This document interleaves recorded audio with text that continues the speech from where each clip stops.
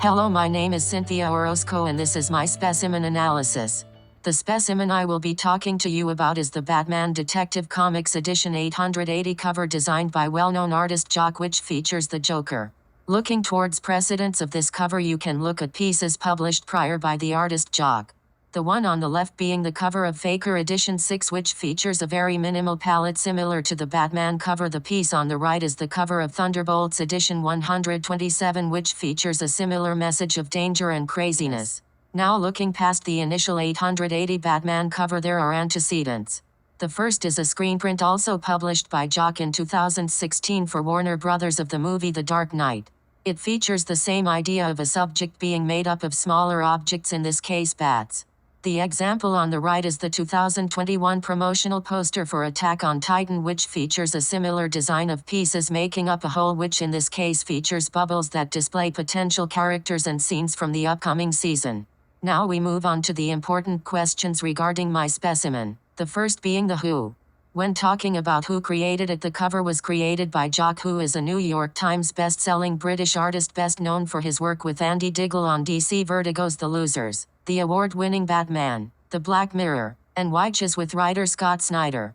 Who commissioned the piece would have to have been DC and Scott Snyder, who was the writer for that issue. It was published on July 27, 2011, by DC. In answering the question of who used it, the answer would be that even though it was a comic cover, it had a variety of uses. The cover was really loved and it made its way onto electronic cases, phone wallpapers, t-shirts, hats, posters. The list is really endless. Now we move to the where of the comic.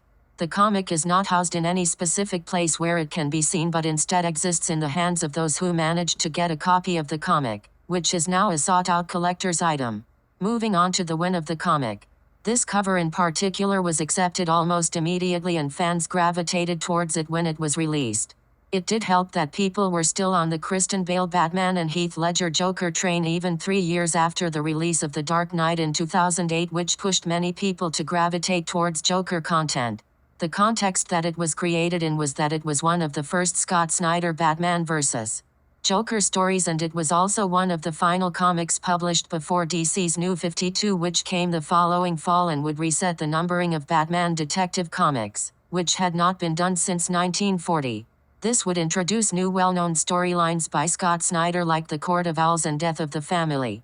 Moving on to the what of the cover. It's important to discuss the message of the cover itself. It is commonly known that the Joker is seen as being dangerous and crazy, which evokes fear in the people of Gotham very easily, but he can also be seen as obsessive, especially over the Batman, which is depicted in this cover through the way his eyes are filled with 2 red bat signals, giving us a hint at what his focus is. The Joker being made up of bats also plays with the idea that the Joker and Batman are made up of one another and need each other in a deeper psychological way. Other things that Jock has created include Adventures of Superman Volume 2 Edition 14, Losers Volume 1 Edition 1, Catwoman Volume 3 Edition 43, The Batman Who Laughs Volume 2 Edition 1, Nightwing Volume 2 Edition 124, just to name a few of his works. Something that has been designed with a similar message is Trevor Hairston's exclusive cover of Deceased, which also depicts the Joker with the top of his head consisting of a sort of object or symbol, which in this case is the Omega symbol.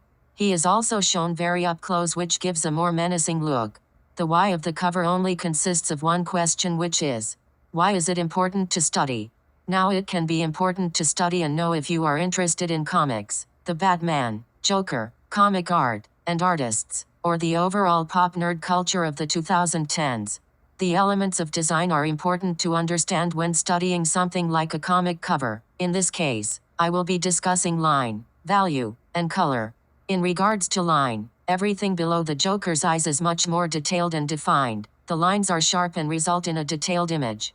Although the top of his head is made up of a fury of small bats, creating the illusion of him being made up by these creatures, and moves the eyes upwards.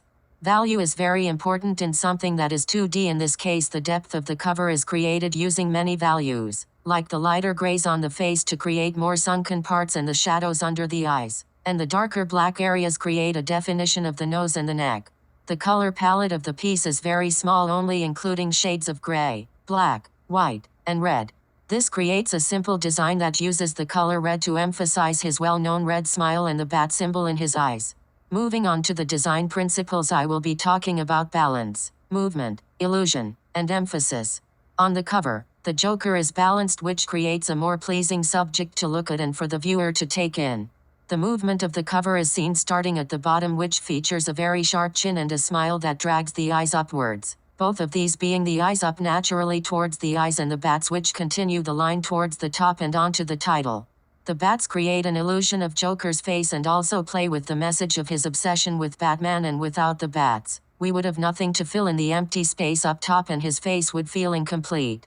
The color red at creating emphasis by bringing attention to both his smile and his eyes, it being attention to the Joker's big creepy smile and also has us literally see his focus on Batman with the bat symbol being drawn red in his eyes.